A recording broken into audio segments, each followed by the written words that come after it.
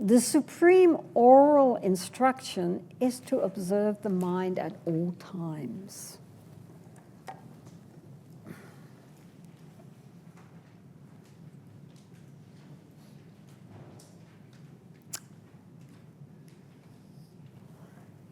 In some texts, he says 3 times in the day, 3 times in the night. He's more practical. But here he says to observe the mind at all times. That is the ultimate teaching, not only from the Buddha, but from Guru Padmasambhava and Milarepa, and I mean, all the great teachers have all said the essence of the practice is to observe the mind. Okay. So we'll talk a bit about that. Back to taming the mind, right? So normally in Buddhist tradition, we start with the breath. We start with observing the breath because the breath is, first of all, we are always breathing. At the same time, we are usually not conscious of breathing.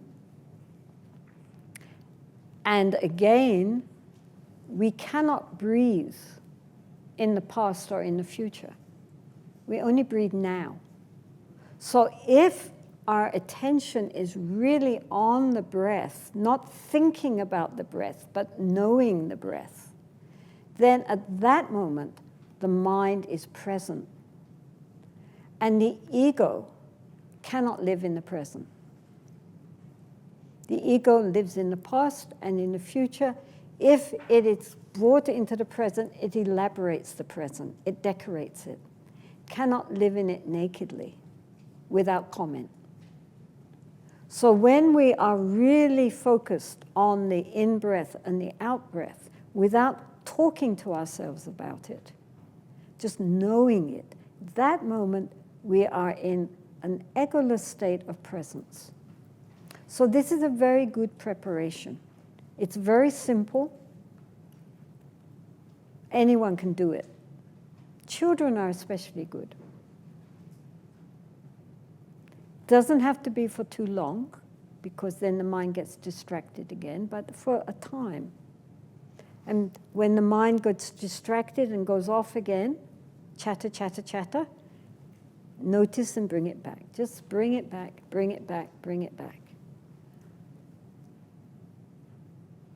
So gradually, as the attention, our ability to be attentive becomes stronger, and it's all training, it's all practice, right?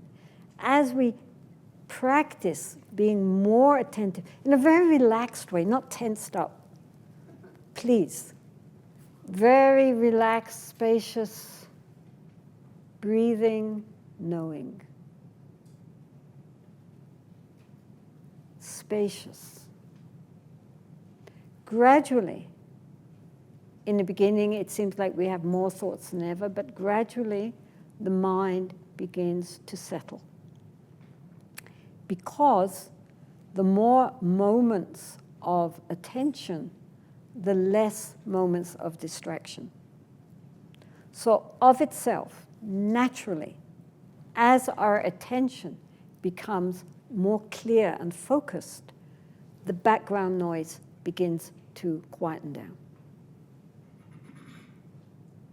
When in the Tibetan text, it's the mind is likened to a waterfall, like the Victoria Falls or Niagara Falls, just crashing down. Then, like a very fast-flowing river, and then gradually the river gets slower and slower and slower until it enters into the ocean. So in the beginning, our mind is wild, but we focus on the breath and ignore the mind. The mind can go blah, blah, blah, blah, blah in the background. That's the television. It's like if we're in a room with the television on, but we are attentive to a book or to our computer. So we're not turning down the volume, but our attention is not on the television. Our attention is on the task that we are trying to perform, right? We all know this. We can all do this. The only problem is that the breath is not a fascinating book. The breath, after one or two breaths, oh, not another breath, right? So to get the mind to settle down onto a subject which is not inherently fascinating requires discipline. But gradually the mind begins to settle, and then there's a deeper sense of inner space arises. It's very pleasant, and that encourages the mind to keep going. So gradually our ability to be mindful, to be focused, increases, and the distraction grows less. And then the background noise of our mind begins to calm down a bit. Then we are able to turn the spotlight of our attention, of our mindfulness, back onto the mind itself. We cannot do that until we have developed the ability to separate and observe, right? If we are still caught up in our mind, we cannot look at the mind at the same time. But this is why mindfulness of the breath or the postures or sensations is useful, because it not only quietens the mind, but it hones our attention, our ability to observe, which is what we need. The ability to be able to stand back and just look and know without interfering with our comments and thoughts and opinions and ideas. So once we have developed that ability to be more aware, to be more mindful, then we can turn it back onto the mind itself. And as I say, it's like traditionally it's said to be like someone sitting on the banks of the river watching the river flowing by. We are no longer jumping in the river and being swept along. We are now standing or sitting quietly watching the river. When I was in 𝘮𝘁, I lived up in the mountains for many years, and below my cave was a meadow. And so in the summer months, sometimes the shepherd would come up with his sheep, and he would go to all the different villages and collect their sheep, and then bring the sheep up. And so he would get up there. There was a big boulder. He would lie out on the boulder, get out his bottle of beer, and just lie there. And the sheep would all scatter and start feeding. And so he would spend the whole day just watching the sheep and then after a while the sheep had eaten enough, they would just settle down. So by the end of the day, they were just sitting there. And then at the end of the day, he would round them all up, take them back down. So happy shepherd, happy sheep. If a wolf had come, there were wolves. If a wolf had come, he would have been down there like that in a shot. He wasn't asleep. He was watching, but he wasn't interfering. If one of the sheep had wandered off, looked like he was going to fall down the side of the cliff, he would have been up there bringing him back in. But as long as the sheep were just wandering around feeding and doing their sheep thing, he just watched them, not troubling them at all. And so the sheep were happy sheep. They settled down, and in the end, they went back home. Then one day, this young Nepali boy came up. Obviously, the shepherd, the regular old shepherd, was doing something else. So this boy had come up, and probably he had been told that if he lost a single sheep, he would be murdered. So he was very nervous. And he brought all the sheep up. Then he kept them in a big bunch, and he was running around the whole time. And every time a sheep tried to leave to get something to eat, push it back in. So they were all in a big, tight bunch. They couldn't eat. They couldn't do anything. And he was running around and around, making sure they all kept in, nice, tight bunch. And at the end of the day, they went back down the hill. He was completely exhausted. The sheep were unhappy. They were exhausted, and also they hadn't had anything to eat. And I thought, this is the example between skillfully watching the mind and unskillfully watching the mind. Skillfully watching the mind, you just sit and you watch. And the mind does its own mind thing, and then gradually it settles down. But if we try to keep it too tight and within constriction, running around to make sure the thoughts don't wander off in any direction they shouldn't, and keeping a tight hold on them, the mind becomes very tense, and the thoughts in the end will just explode. And so that's very unskillful. So when we are looking at the mind, we should have our attention, but it should be a very relaxed, spacious attention, without, during formal practice, discriminating and judging the thoughts. However stupid the thoughts, however brilliant the thoughts, they're just thoughts. We do not need to believe everything we think. What we think are just thoughts. And if we look at the thoughts, if we really look at the thoughts without grasping or rejection, we recognize that they are like empty bubbles, very shiny sometimes, but click, empty. So why do we believe everything we think? It's just a thought. Next year we'll think something else. Which one is true? This is serious because people really do believe what they think. If I think it, it must be right. And then they create endless problems for themselves and for others. They go to war, they kill others. Why? Because of what they believe. But belief is just a thought. And thoughts are going and they're empty in their nature. They're not real, they're not solid. Just because I think something doesn't make it true. It's just what I think. We recognize that when we learn to observe the thoughts. Who is thinking after all?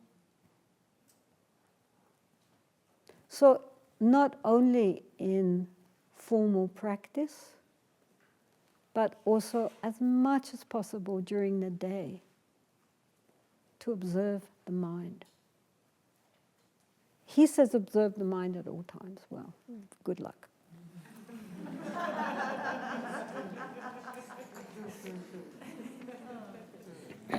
That means in sleep too. I mean, the great masters have this non-dual, pure awareness, unborn awareness at all times, even during the time of sleep. But for ordinary people, it's a little ambitious. So, when I was studying with the yogis in my monastery, they suggested that every hour, 3 times, one would look at the mind. Right. So, I mean, we have those little apps now that go ding, right? So, when it goes ding, just look inside. Not judging, just looking. What is this moment is actually happening in my mind? Because, if our minds are dominated by negative thinking, we are going to be miserable. If our mind is dominated by positive thinking, life will be so much easier. It all depends on us. But normally people aren't even conscious of what they're thinking. We just go along with it. Or dredging up all our memories from the past, especially the miserable ones. Aren't we perverse? all our dreams and fantasies for the future, all our elaborations and hopes and fears about the present. And we're not even aware of what normally is the content of our mind and how much that influences everything which we say and do and all the people around us. Of course it does.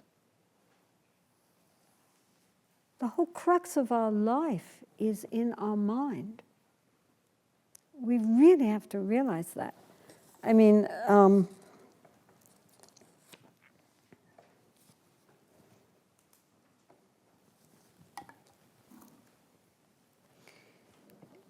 just recently we were meeting with one Lama who the next day he was going to be entertaining another Lama whom he had never met before. And this Lama, 𝘵𝘪𝘮 Rinpoche, was coming with 45 other people. So the Lama we were talking to was working out how he was going to cook up enough food for 45 people. And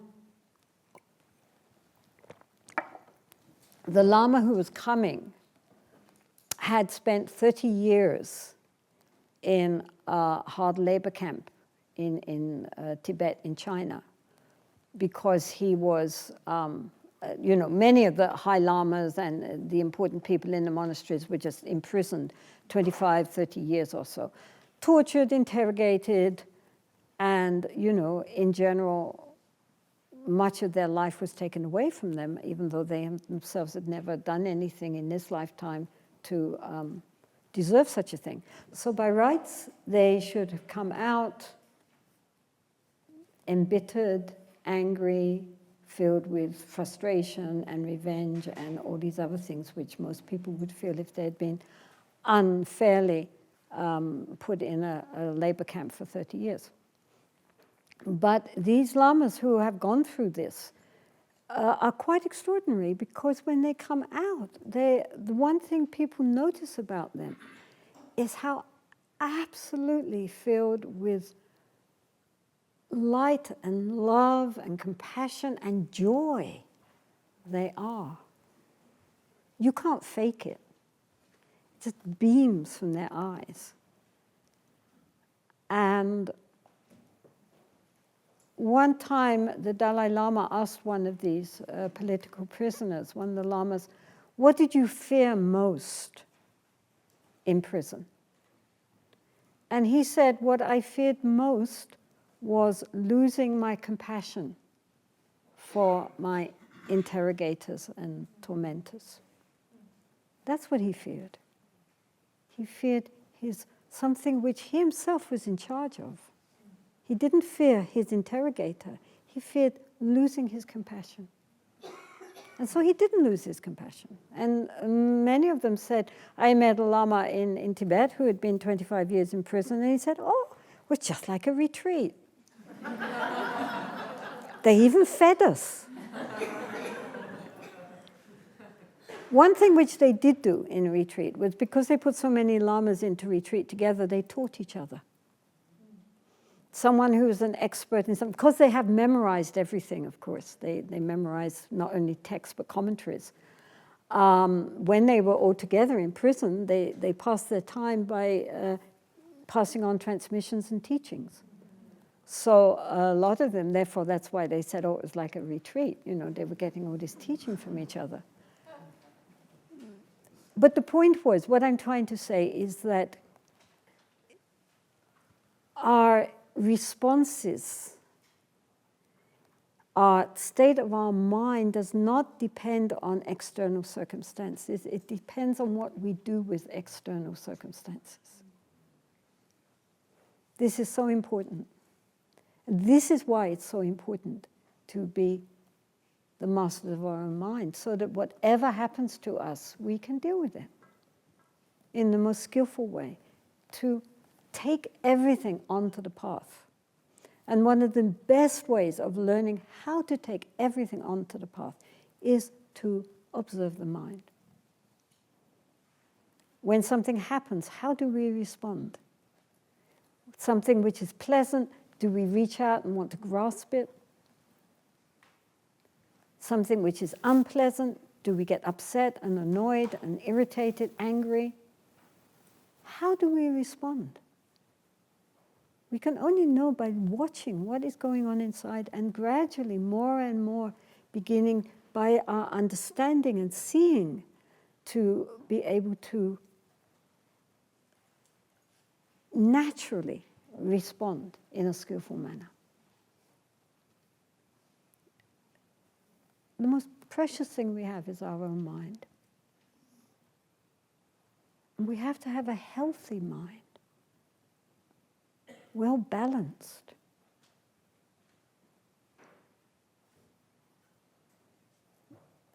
I mean, truly, I can't think of anything more important than for people to learn how to know their own mind and transform their mind from negativity to positive states, to then uncover the genuine happiness which is within us, which we can't do as long as our minds are wild monkeys. So, the Tokden said, the yogi said, observe the mind 3 times every hour. This we can do. Doesn't mean that, you know, in the middle of your busy day, suddenly, you can just be, nobody will know you're practicing, right? Just for a few seconds. Doesn't take time. Look in this moment. What is going on in my mind? Not even judging it, knowing it. Because if we do this gradually, we will be able to extend the period of awareness, and especially if something very vital comes up, where normally we would respond by being carried away, swept away. At that moment, the mind can again become very clear and see the situation without our ego getting in the middle of it, and then in that way be able to skillfully respond in a way which we normally would not have done. So it's very important to know the mind. And in knowing the mind, we can slowly, slowly transform it.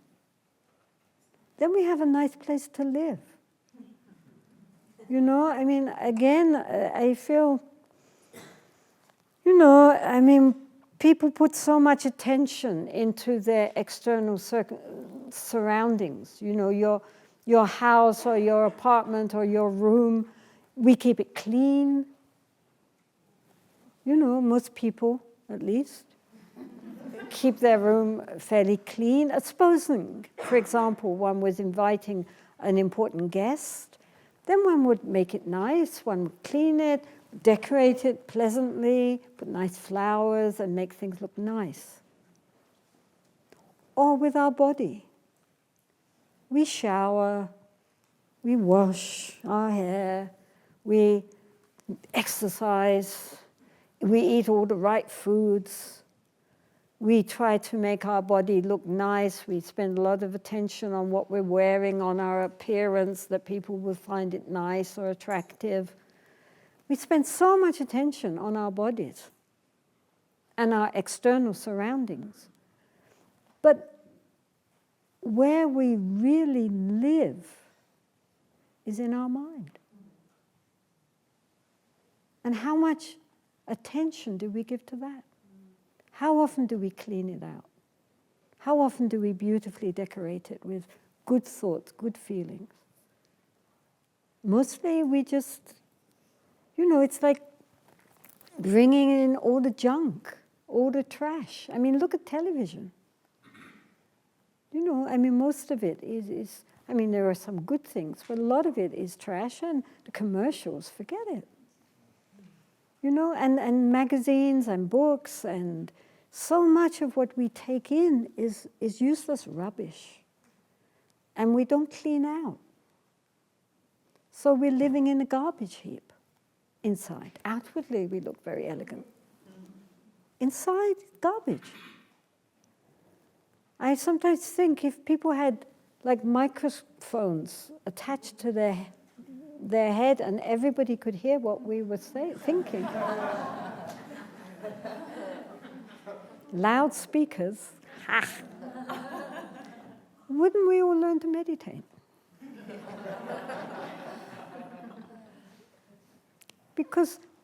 And so watching our mind, looking at it and not interfering, we see what a lot of nonsense we're talking to ourselves. Criticizing ourselves, replaying difficult times in the past, full of fantasies or dreams or plans or resentments or anger or lust or greed or blah, blah, blah, blah, blah, blah, blah. And we live there. And we're not even conscious of what nonsense we're thinking. If people could hear what we were thinking, such stupidity. So it helps to watch the mind.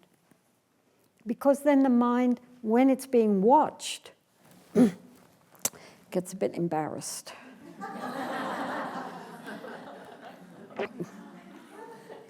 And begins naturally to bring itself into order. Because if we shine the light on it, then it becomes aware. And then, it begins to get itself, naturally begins to get itself more into order, and the poisonous thoughts come up much less, and the more beneficial thoughts come up much more, because now the mind is trying to sort itself out nicely. So even that is a great advantage, that the mind begins to quieten down and we have more access to the positive in us, and the negative kind of feels embarrassed and fades away. So temporary benefit is that. Ultimate benefit is that we recognize that the mind is empty, that it is not what we think it is, that we believe our thoughts, that everything is in concrete. It's not like that. It's just flowing, flowing, flowing, flowing, and nothing we can hold on to and say, this is it. Because the moment we hold on to a thought, it's gone. But we have to experience that.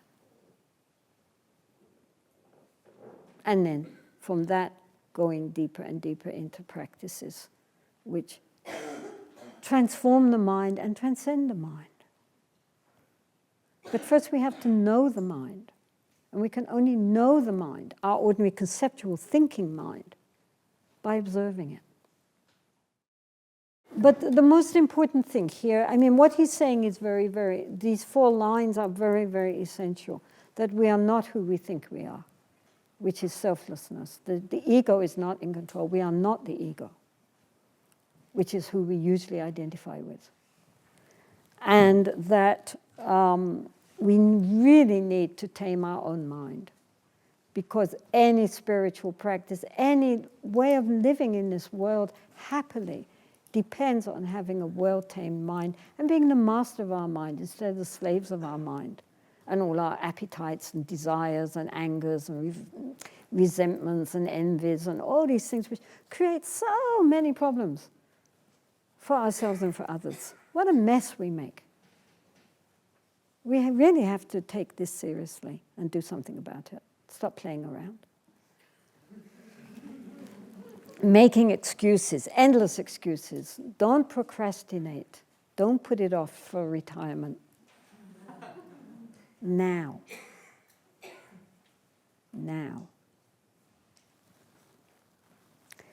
And then the aspiration that all our practice and our whole life is to benefit not just ourselves, but to benefit others.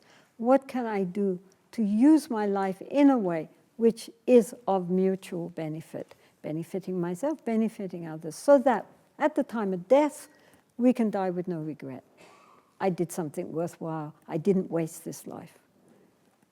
Whatever it is, that at least we did something meaningful with this life, instead of just wasting it yet again.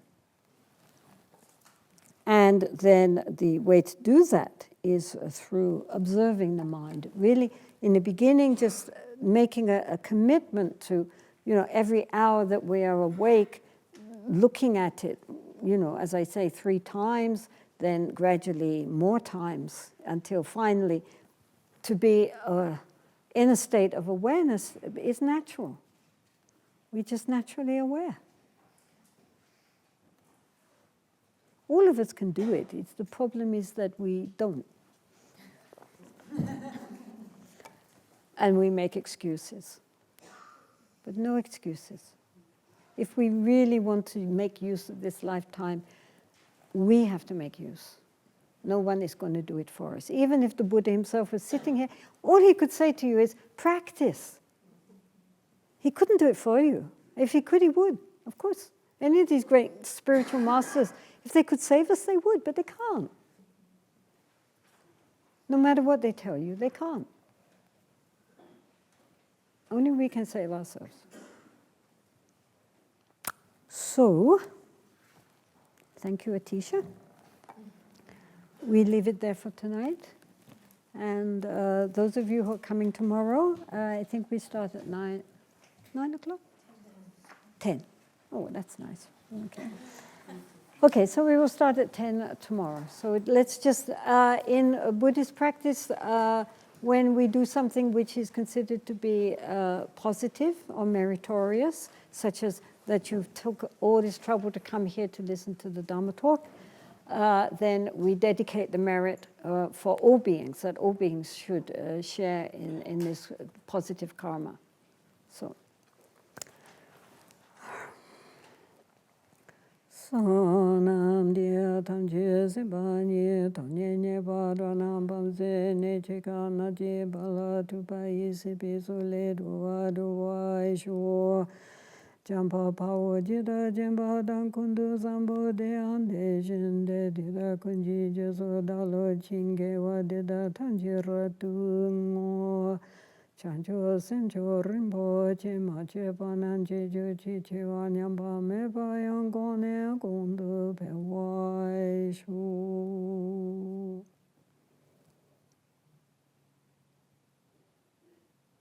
Thank you all. And leave the hall mindfully.